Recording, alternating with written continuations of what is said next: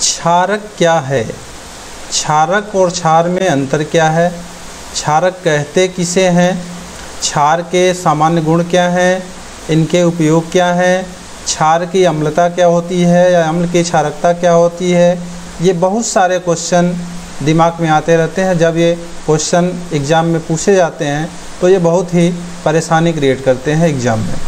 तो आइए आज हम इसी पर चर्चा करते हैं कि क्षारक क्या है। मैं हूँ जितेंद्र कुमार और आप देख रहे हैं वनली विज्ञान विद जितेंद्र। आइए स्टार्ट करते हैं।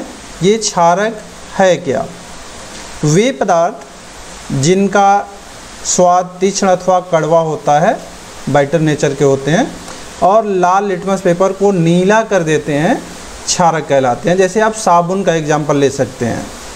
आर्हेनियस के अनुसार वे रासायनिक पदार्थ जो आयनन के पश्चात जल में वियोजित होकर ऋणावेशित आयनों के रूप में केवल हाइड्रॉक्साइड आयन या हाइड्रॉक्सिल आयन OH- आयन देते हैं, क्षारक या भस्म कहलाते हैं। ये आर्हेनियस की परिकल्पना देखिए हर बार आ रही है कि आर्हेनियस के जो आयनन का सिद्धांत है उस आयनन के सिद्धांत के अनुसार आपने अम्ल को भी परिभाषित किया था और यहाँ हम क्षारक को भी परिभाषित कर रहे हैं, जिसमें ये कहा जा रहा है कि जल में घुलने के बाद वो हाइड्रॉक्साइड आयन या हाइड्रॉक्सिल आयन देते हैं, भस्म कहलाते हैं। जैसे उदाहरण के स्वरूप आप देख सकते हैं कि NaOH है, KOH है, NH4OH है, CaOH ट्वाइस है यानी कि sodium hydroxide, potassium hydroxide, ammonium hydroxide, calcium hydroxide, ये सब के सब जो हैं अगर जल में घोले जाएं तो आप देख रहे हैं यहाँ पे OH- आयन यानी कि हाइड्रॉक्सिल आयन दे रहे हैं, तो इसलिए इन्हें हम क्या कहेंगे? क्षारक कहेंगे। क्षार की विशेषता होती है कि वह जल में घुलने के पश्चात OH- आयन या हाइड्रॉक्सिल आयन देता है। जो क्षारक जल में घुलनशील होते हैं उन्हें हम क्षार कहते हैं। देखिए क्षारक और छाल में मेन अंतर है। जो क्षारक जल में घुलनशील होता है उन्हें हम एल्कली कहते हैं, क्षार कहते हैं। या ये कह सकते हैं कि जो सभी क्षारक हैं वह क्षार नहीं होते, लेकिन सभी क्षार जो है क्षारक होते हैं। क्षार के उदाहरण के स्वरूप हम ले सकते हैं सोडियम हाइड्रॉक्साइड को sodium oxide Na2O, sodium hydroxide NaOH, potassium oxide K2O, potassium hydroxide KOH, ammonium hydroxide NH4OH या कैल्शियम हाइड्रॉक्साइड CaOH ट्वाइस या कैल्शियम ऑक्साइड CaO, ये सभी के सभी क्या हैं? क्षार हैं, क्योंकि ये जल में घुलनशील हैं। और जल में घुलनशील वाले जो भी क्षारक होंगे उन्हें हम क्षार कहेंगे। जल में अम्लीय कुछ क्षारकों की बात करें तो जिसमें आप आयरन ऑक्साइड ले सकते हैं FeO या Fe3O4, जिंक ऑक्साइड को ले सकते हैं ZnO, एल्युमिनियम ऑक्साइड को लिया जा सकता है Al2O3, ये सभी इनके फार्मूले हैं FeO या Fe3O4, ZnO या Al2O3, ये सभी के सभी जो है जल में अविलेय यानी जल में घुलने वाले क्षारक नहीं हैं, इसलिए इन्हें हम केवल क्षारक ही कहेंगे, क्षार नहीं कहेंगे। अब आते हैं क्षारों के या क्षारकों के कुछ सामान्य गुण। ये सामान्य गुण क्या हैं? तो जैसे इनका स्वाद देखा जाए या किस तरह के लगते हैं। जैसे देखिए, प्रबल क्षारक या क्षार अम्लों की भांति संक्षारक होते हैं, कोरेसिव नेचर के होते हैं, अर्थात लकड़ी, कागज़, कपड़ा, त्वचा आदि को नष्ट करने की प्रवृत्ति रखते हैं। इनकी संक्षारक प्रवृत्ति प्रबल अम्लों के तुलना में थोड़ी कम होती है, लेकिन ये भी जो है कोरेसिव नेचर के होते हैं। अगर कहीं मान लीजिए त्वचा वगैरह पे गिर जाते हैं तो वहाँ पे उसको नष्ट करने की प्रवृत्ति रखते हैं, बहुत ही जलन होने लगती है। इनका स्वाद तीखा और जलन उत्पन्न करने वाला होता है। यह जल में विलेय होते हैं। क्षार की बात कर रहे हैं, क्षारक की नहीं, क्षारक जल में विलेय नहीं होते। क्षार नीले लिटमस पेपर को लाल लिटमस पेपर को नीला कर देते हैं, जबकि अम्ल जो है नीले लिटमस पेपर को लाल कर देते हैं। नीले लिटमस पेपर क्षार का कोई प्रभाव नहीं पड़ता, वो नीला का नीला ही रहता है। क्षार साबुन जैसे चिकने होते हैं, जो कि साबुन भी क्षार का ही एक उदाहरण है। तो क्षार साबुन जैसे चिकने होते हैं, इन्हें भी हम सामान्य गुण में रख सकते हैं।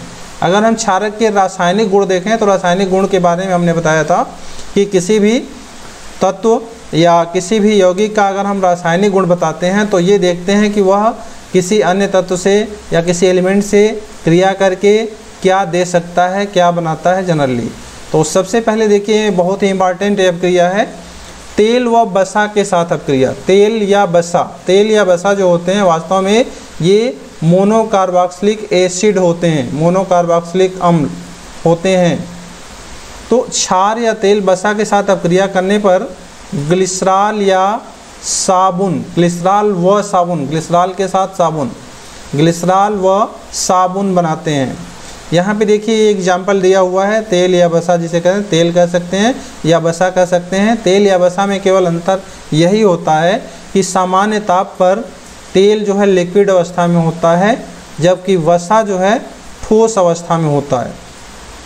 जैसे आप वनस्पति घी वगैरह देखते हैं तो वो वसा है, जबकि जो हम ऑयल, ब्राउन ऑयल ले लीजिए या जो भी आप ऑयल जो सब्जी वगैरह बनाते हैं तो वो तेल जो कि लिक्विड अवस्था में होता है, तरल अवस्था में होता है, जबकि वसा जो है सामान्य टेम्परेचर पर ठोस अवस्था में होते हैं। इनको भी अगर गर्म करें तो गर्म करने पर ये भी लिक्विड अवस्था में आ जाते हैं, तरल अवस्था में आ जाते हैं। यहाँ पे देखिए ये एक वसा है। अब इस एग्जाम्पल को देखा जाए CH2O C17H35 है, फिर इसके साथ जुड़ा हुआ है CHOCO, यहाँ पे C17H35, यहाँ पे देखिए CH2O C1735। अब यहाँ पे देखिए C17H35 इसको जनरली हम R से लिखते हैं। R कोई भी एक एल्किल ग्रुप ले लेते हैं तो वो R से रिप्रेजेंट कर दिया जाता है। तो जनरली आपको बुक में जो है इसके जगह पे R मिलेगा। अगर इसके साथ हम जो है अब क्रिया कराएं NaOH से, किसी क्षार से, ये NaOH एक क्षार है, जल में घुलनशील भी होता है ये, इसलिए क्षार कहते हैं। NaOH के साथ अगर क्रिया कराएं तो ये ग्लिसरॉल बना लेता है और साबुन बनाता है, सोडियम स्टीयरेट जिसे कहते हैं। ग्लिसरॉल देखिए इसका फार्मूला है CH2OH, CHOH और CH2OH। और इसके साथ देखिए यहाँ पर C17H35 COONA, यहाँ पे NaOH जो है Na के 3 जो एटम्स हैं देखिए यहाँ पर जुड़ गए हैं, तीनों के तीनों इसके साथ R के साथ जो C17H35 है इसके साथ जुड़ गए हैं, बाकी COO इसके साथ जुड़ा हुआ और बाकी, तो ये बन गया आपका सोडियम स्टीयरेट या जिसे हम साबुन कहते हैं। और ये ग्लिसरॉल बन गया किसके साथ अपक्रिया करने पर, तेल या वसा के साथ क्षार की अपक्रिया द्वारा। तो ये अपक्रिया बहुत ही इंपॉर्टेंट है। नेक्स्ट आते हैं धातुओं के साथ अपक्रिया। क्षार कुछ धातुओं, सभी धातुओं से नहीं, कुछ धातुओं जैसे जिंक की बात करें साथ अपक्रिया करके हाइड्रोजन गैस उत्पन्न करते हैं, परंतु सभी धातुओं के साथ यह क्रिया संभव नहीं होती है। जैसे NaOH देखिए इनके साथ Zn के साथ क्रिया कराए तो Na2ZnO2 और प्लस CH2, यहाँ देखिए हाइड्रोजन गैस मुक्त हो रही है, हाइड्रोजन गैस यहाँ से निकल रही है। तो क्षार जब भी जो है किसी सक्रिय धातु के साथ अगर अपक्रिया करता है तो हाइड्रोजन गैस मुक्त करता है। अम्ल के साथ भी यही होता है, लेकिन अम्ल जो है जनरली जो है धातुओं के साथ अपक्रिया करके हाइड्रोजन गैस मुक्त करते हैं, जबकि क्षार जो है ये अपक्रिया बहुत रेयर केस में होती है, बहुत कम धातुओं के साथ होती है, सभी धातुओं के साथ अपक्रिया संभव नहीं है। अगर हम अधात्विक ऑक्साइडों के साथ अपक्रिया की बात करें तो अधातु ऑक्साइड जैसे CO2 है, गैस क्षारक जैसे COH2 के साथ क्रिया कर कैल्शियम कार्बोनेट और जल बनाता है। अधातु ऑक्साइड के साथ अगर हम किसी क्षार की बात करें या क्षारक की बात करें तो वह अधातु ऑक्साइडों के साथ अपक्रिया करके लवण और जल, यहाँ पे देखिए लवण और जल जैसे कैल्शियम कार्बोनेट, ये कैल्शियम कार्बोनेट तथा जल बना रहा है। कैल्शियम कार्बोनेट क्या है, एक लवण और जल बन रहा है। अधातु ऑक्साइड है, इसके साथ क्षारक की क्रिया करा रहे हैं, लवण बन रहा है और जल बन रहा है CaCO3H2O, कैल्शियम कार्बोनेट बन रहा है और H2O बन रहा है। नेक्स्ट देखिए अम्ल की क्षारकता एवं क्षार की अम्लता, जो पिछली बार बताया गया था अम्ल के गुणों के बारे में, तो उसमें अम्ल की क्षारकता और क्षार की अम्लता पे चर्चा नहीं की गई थी। इस चैप्टर में हम कर रहे हैं अम्ल की क्षारकता क्या होती है और क्षार की अम्लता क्या होती है। देखिए अम्ल की क्षारकता क्या है कि किसी भी अम्ल के एक अणु में उपस्थित विस्थापनीय हाइड्रोजन के परमाणुओं की संख्या उस अम्ल की क्षारकता कहलाती है। विस्थापनीय हाइड्रोजन जैसे HCl है, HNO3 है, CH3COOH है, COOH है, इसमें से प्रत्येक में देखिए विस्थापनीय हाइड्रोजन की संख्या क्या है, 1 है। इन सभी अम्लों की जो विस्थापनीय हाइड्रोजन है यहाँ पे देखिए एक H यहाँ से निकल सकता है, यहाँ से निकल सकता है, यहाँ से निकल सकता है। तो इन सभी अगर यौगिकों को देखा जाए तो इस सब में जो है हाइड्रोजन परमाणु केवल 1 निकल सकता है, विस्थापनीय हाइड्रोजन की संख्या केवल 1 है। अतः इन सभी अम्लों की क्षारकता हम कहेंगे कि 1 है, यानी HCl की, HNO3 की या एसिटिक एसिड की क्षारकता क्या हो गई, 1 हो गई।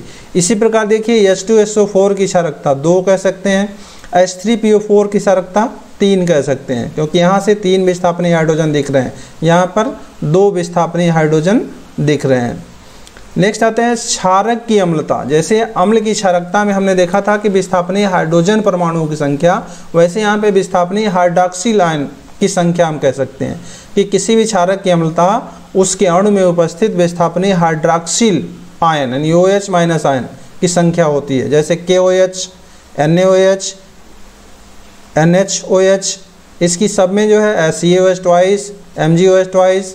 तो यहाँ पे देखिए इसकी अम्लता 1 है, KOH, NaOH, NHOH, चूँकि इसमें से एक ही हाइड्रॉक्सिल आयन निकल सकता है तो इसकी अम्लता 1 हो गई। ऐसे COOH ट्वाइस है, MgOH ट्वाइस है, इनकी क्षारकता इनकी अम्लता हम कहेंगे कि कितनी हो गई, 2। ऐसे FeOH थ्राइस है, AlOH थ्राइस है, इनकी क्षारकता कितनी हो जाएगी, क्षारकता ना कहिए अम्लता, क्योंकि ये क्षार की बात कर रहे हैं। इनकी अम्लता कितनी होगी, तो 3 होगी। इस प्रकार अगर हम अम्लता की बात करें क्षारक की, तो जितने भी विस्थापनीय OH आयन्स होते हैं उन्हीं की संख्या को हम क्षारक की अम्लता कहते हैं। और अम्ल की क्षारकता में जितने भी विस्थापनीय हाइड्रोजन प्लस आयन होते हैं वह अम्ल की क्षारकता होती है। नेक्स्ट देखिए क्षारों के कुछ उपयोग। क्षारों के कुछ उपयोग के बारे में हम जान लें कि सोडियम हाइड्रॉक्साइड है या पोटेशियम हाइड्रॉक्साइड है, अमोनियम हाइड्रॉक्साइड है, इसके विलयन प्रयोगशाला में अभिकर्मक के रूप में काम में आते हैं। इसके अतिरिक्त सोडियम हाइड्रॉक्साइड का उपयोग साबुन उद्योग में, कागज उद्योग में, रेयान तथा अन्य रसायनों के निर्माण में भी किया जाता है। कैल्शियम हाइड्रॉक्साइड की बात करें तो कैल्शियम हाइड्रॉक्साइड का उपयोग पुताई में, ब्लीचिंग पाउडर बनाने में, चमड़ा उद्योग में, जल की कठोरता दूर करने में, अमोनियम हाइड्रॉक्साइड बनाने में या इसमें उपयोग में लाया जाता है। अमोनियम लवण बनाने में भी इसको लाया जाता है। तो आज यहीं पे इसको ख़त्म करते हैं, नेक्स्ट चैप्टर में हम फिर मिलेंगे। अगर ये वीडियो आपको अच्छा लग रहा है तो लाइक करें, सब्सक्राइब करें और अपने फ्रेंड्स को भी शेयर करें। धन्यवाद।